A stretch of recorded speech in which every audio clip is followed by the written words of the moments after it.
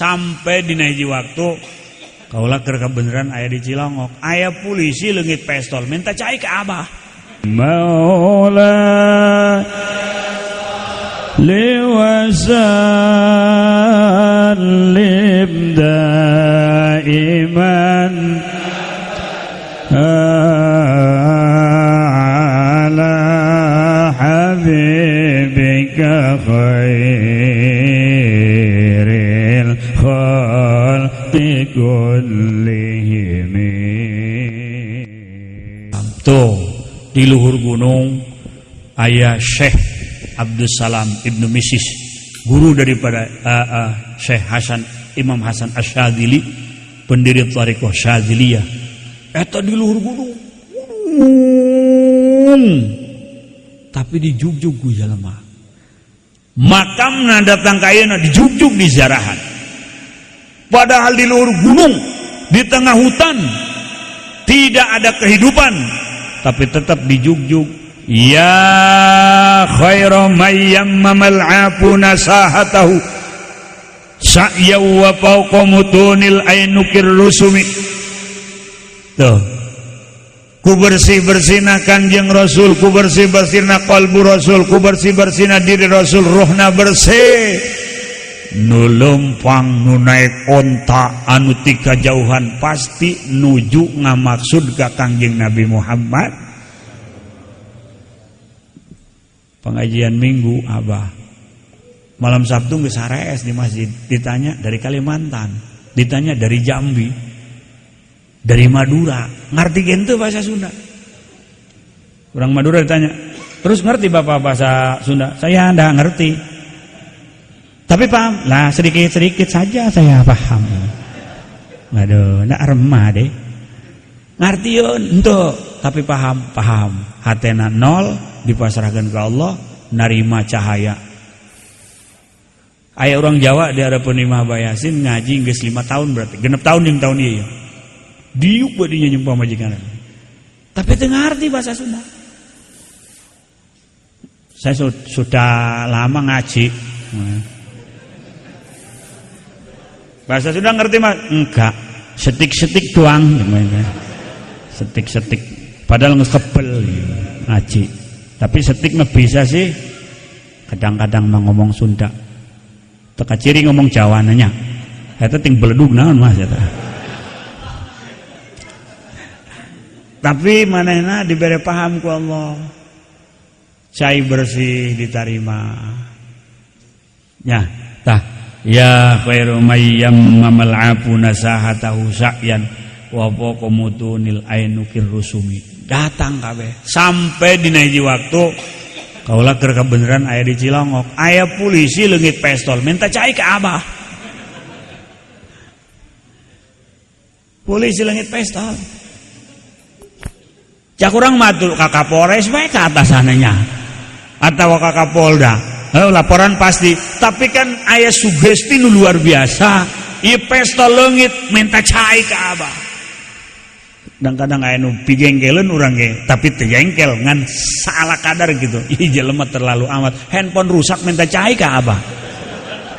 Atuh ka counter belon teh budaknya. Rada kurang cager meureun teh jelema. Abah susurian bae.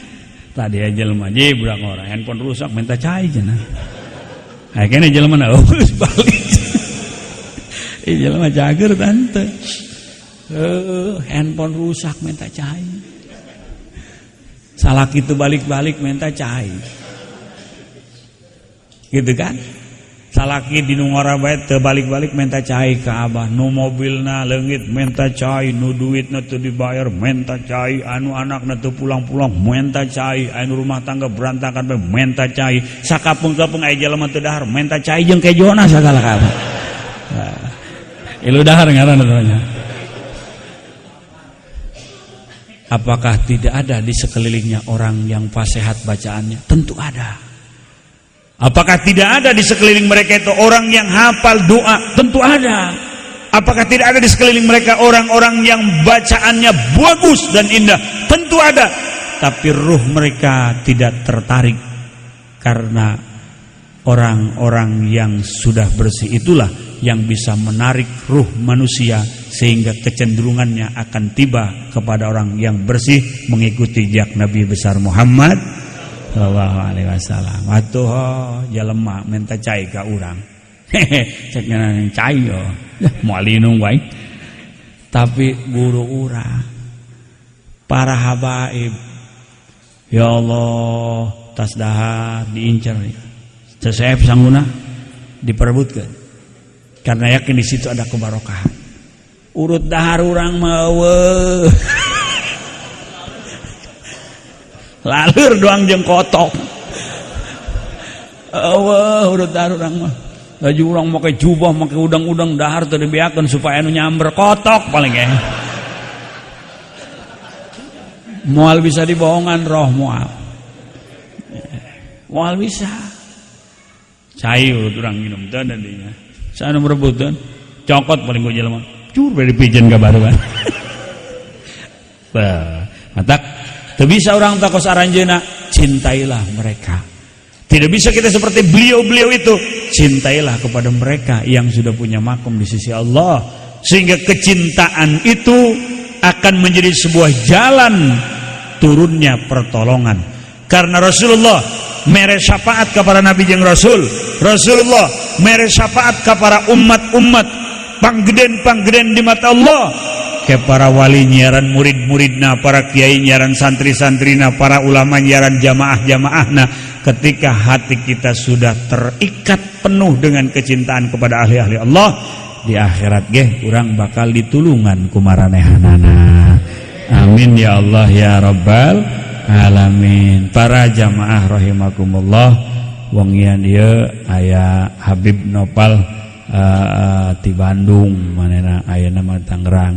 Urang sepatah dua patah ngupingkeun nasihat ti anjeunna, mudah-mudahan jadi bekal ka urang kabehan. Pada beliau waktu dan tempat dipersilahkan.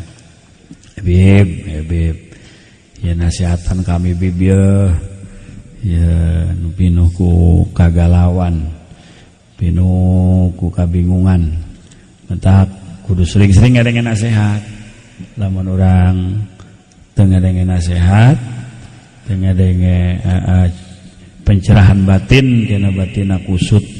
Mun batin kusut ya kehidupan bakal kusut. Mentak kepada Habib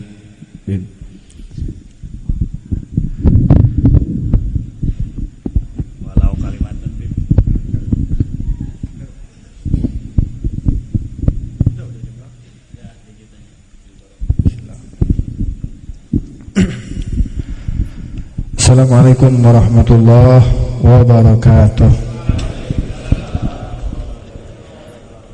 Alhamdulillah ala hadhihi ni'mah walhamdulillah ala kulli ni'mah, wassalatu wassalam ala sayyidina wa maulana Muhammad syafi'il ummah wa ala ali thayyibin at-tahirin min abna'i Fatimah. Kita doakan orang tua kita, guru-guru kita, terus para habaib yang ada pada malam ini, semoga mereka panjang umur, sehat walafiat. Para asatidz, para ustadz, para santri, para jamaah, terkhusus guru besar kita Al-Ustadz Kiai Haji Fudoli, semoga beliau panjang umur, sehat walafiat. Saya datang ke sini hanya menghadiri, bukan untuk memberikan nasihat, tapi karena beliau meminta, ya kita imtisal amamirih, ikut perintah saja. 5 menit, 10 menit, 20 menit. Oke. Kalau 5 menit berarti sudah berarti. Menambahkan saja, alangkah beruntungnya orang-orang yang hadir dalam majelis ilmu. Tadi kita dengarkan pembahasan yang cukup jelas tentang bagaimana cara haji yang benar, umroh yang benar, sa'i yang benar. Dan semuanya itu harus dilandasi dengan ilmu. Bukan hanya dengar saja. Kalau dengar saja, ya anak kecil juga bisa. Tapi di sini yang perlu kita pahami, orang-orang seperti kita, kiai bukan, ustadz bukan, orang alim bukan, ulama bukan, wali bukan, orang biasa. Yang ingin memperbaiki keadaan kita menjadi baik. Baca Quran jarang. WhatsApp apalagi, sering banget. Status-status diupdate setiap hari, setiap saat. Artinya di tangan kita ini yang kita pegang bukan kitab, bukan Quran, tapi handphone dan lain sebagainya. Apa ini yang mesti kita banggakan di hadapan Nabi Muhammad SAW? Umur kita nambah terus, amaliyah kita makin berkurang. Sholat malam kita jarang, sholat duha apalagi. Di jalan kena macet. Mau bangga apa? Tidak ada cara lain. Jalan yang terbaik adalah menghadiri majelis ilmu. Hudur majelis ilm afdal min salati alfi rakaah, kata Nabi, bukan kata saya. Ente orang semuanya duduk di sini menghadiri, paham tidak paham, ngantuk nggak ngantuk, semuanya duduk saja. Dengerin, apalagi paham ya. Nggak paham duduk saja, itu lebih utama daripada Anda sholat 1000 rakaat setiap hari. Ba'diyah qobliyah tinggal, qobliyah subuh nggak sempat, nggak keburu. Setidaknya kita menghadiri majelis ilmu sudah mendapatkan fadail syama'il. Tujuannya apa? Kata Imam Al-Habib Ali bin Muhammad Al-Habsyi, tidak ada yang bisa membuat bahagia, membuat gembira, membuat senang hati Nabi Muhammad kecuali 3. Maka jadilah orang-orang hamba Allah yang nyenangin Nabi, jangan yang nyakitin Nabi. Bagaimana cara nyenangin Nabi? Ada 3. Tulis, hafalkan, amalkan. Insya Allah kita menjadi orang-orang yang termasuk menyenangkan hati Nabi Muhammad SAW. Yang pertama sudah kalian lakukan, menuntut ilmu. Ini yang bisa menyenangkan Nabi ini. Bangga Nabi Muhammad. Yang kedua, mengamalkan ilmu. Apalagi setiap malam Kamis, ya jangan lupa lah, bawa pena, bawa buku. Gayyidul ilm bil kitabah, kata Nabi. Tulis. Setiap malam Kamis kita hadir, jangan sia-sia, jangan hanya dengerin saja. Tulis sampai rumah, amalin. Kemudian yang ketiga, kata Habib Ali, kalau bisa nyenangin Nabi itu, yang ketiga adalah mengajarkannya. Nah, kalau sudah kita termasuk orang yang nyenangin Nabi, mudah-mudahan kita adalah termasuk hamba-hamba Allah yang tentunya pasti akan dikenal oleh Nabi Muhammad SAW. Dalam satu cerita, Al-Imam Ghazali pernah menceritakan satu hikayat. Sebelum saya cerita, saya mau nanya nih. Kalau kita mimpi jadi raja, mimpi nih, nanti malam mimpi nih, tadi ada bab mimpi juga kan, mimpi ketemu Nabi ya. Kita mimpi jadi raja, dalam mimpinya senang nggak jadi raja? Jujur aja, senang nggak? Dalam mimpi kita bisa jadi raja, punya prajurit, punya permaisuri, punya jabatan tahta, itu dalam mimpinya senang nggak? Bangun tidur, liar aing, betul nggak? Terus mimpi bisa terbang. Bentar-bentar kita ke Mekah, ke Madinah, mimpi ini terbang. Mau kemana lagi? Ke Tokyo. Datang ke Tokyo ketemu Doraemon. Terbang tuh kita, mimpi. Dalam mimpi senang nggak? Senang. Bangun mimpi, liar aing. Artinya semua mimpi itu enak pada saatnya. Tapi ketika kita bangun kagak enak. Hanya mimpi. Dapat uang 1 miliar, mimpi. Tapi ada satu mimpi ketika kita bangun bahagia, senang, bahkan sampai nanti hari kiamat senangnya itu ada. Apa? Mimpi ketemu Nabi Muhammad SAW. Nah, Imam Ghazali menceritakan ada seorang pemuda. Pemuda ini mimpi melihat ada rombongan sedang berkumpul. Ya, ada yang ngucapin salam. Kemudian dideketin sama pemuda ini. Ada siapa di sana? Oh, itu ada Rasulullah. Dalam mimpi nih. Ada Rasulullah, Nabi Muhammad, Nabi kita. Ya, lagi berkumpul dalam satu majelis. Maka anak muda ini dia masuk, dia pinggirkan orang, dia masuk, dia ingin ketemu Nabi. Setelah sampai berjumpa dengan Nabi, dia melihat Nabi. Dia memandang wajah yang mulia Nabi Muhammad SAW. Semoga kita bisa memandang wajah Nabi Muhammad SAW. Celaka sampai 3 kali, celaka. Siapa, kata Siti Aisyah? Siapa Rasulullah, hamba yang paling celaka? Mereka yang tidak bisa melihat wajahku nanti di hari kiamat. Adalah mereka yang paling celaka. Mudah-mudahan kita dijauhkan dari itu, amin. Pemuda ini langsung memandang wajah Nabi dengan senangnya, dengan semangatnya, ngucapin Assalamu alayka ya Rasulullah. Kata dia, Assalamu alayka ya Rasulullah. Sama tadi kita baca Qasidul Burdah dan lain sebagainya. Kita ngucapin salam sama Nabi. Ini pemuda ini ngucapin salam, tapi nggak dijawab salam sama Nabi. Kira-kira enak nggak kalau kita ngucapin salam nggak dijawab salam? Enak nggak? Apalagi ngucapin salam sama Nabi nggak dijawab sama Nabi. Kira-kira enak nggak? Itu mimpi yang paling buruk di dunia maupun akhirat itu. Diulang lagi sama pemuda ini, Assalamualaikum ya Rasulullah. Tidak dijawab sama Nabi. Uskut, Nabi diam. Assalam, diulang sampai berkali-kali, sampai 3 kali diulang.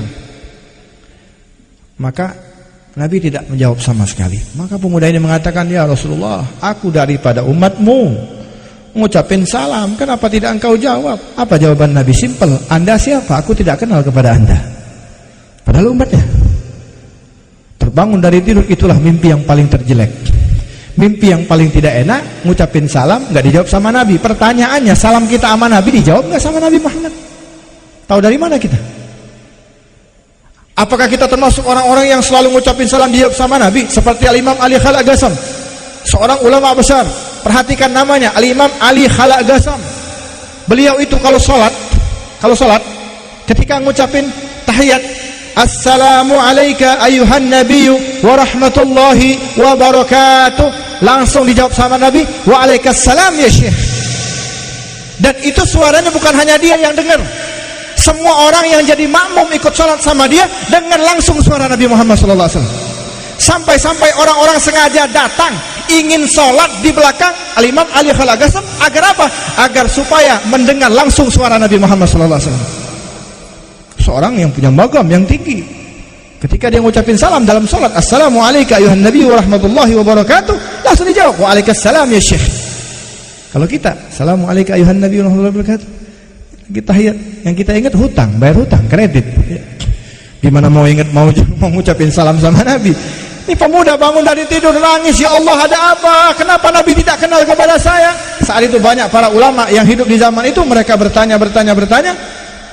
Jawaban simpel para ulama, jangan-jangan Anda ini orang-orang yang jarang bersolawat kepada Nabi Muhammad SAW. Coba introspeksi diri. Berapa kali kita bersolawat kepada Nabi? Makin jarang kita solawat, makin jarang itu nama kita disebut di hadapan Nabi Muhammad SAW. Maka dia pun menyadari, saya ini orang yang anti solawat. Maulid dibilang bid'ah. Nah mereka yang anti salawat ini nanti di hari kiamat tidak akan dijawab salam sama Nabi Muhammad SAW. Na'udzubillah summa na'udzubillah. Maka sebentar lagi akan masuk Maulid, malam besok sudah malam tanggal 1. Ayo gembira kita sambut dengan tola al-badru alaina. InsyaAllah kita termasuk orang-orang yang ketika ngucapin Assalamu alayka ayuhan nabi dijawab langsung sama Nabi Muhammad SAW. Amin ya rabbal. Ini saja akhirul kalam, wabillahi taufiq wal hidayah. Assalamualaikum warahmatullahi wabarakatuh. Syukran. يا خير من يمم العفو نزاحته سعيا وفوق متون العين بالرسوم مولاي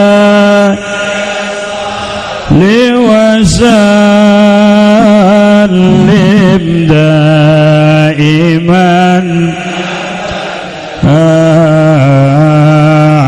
على حبيبك خير الخلق كلهم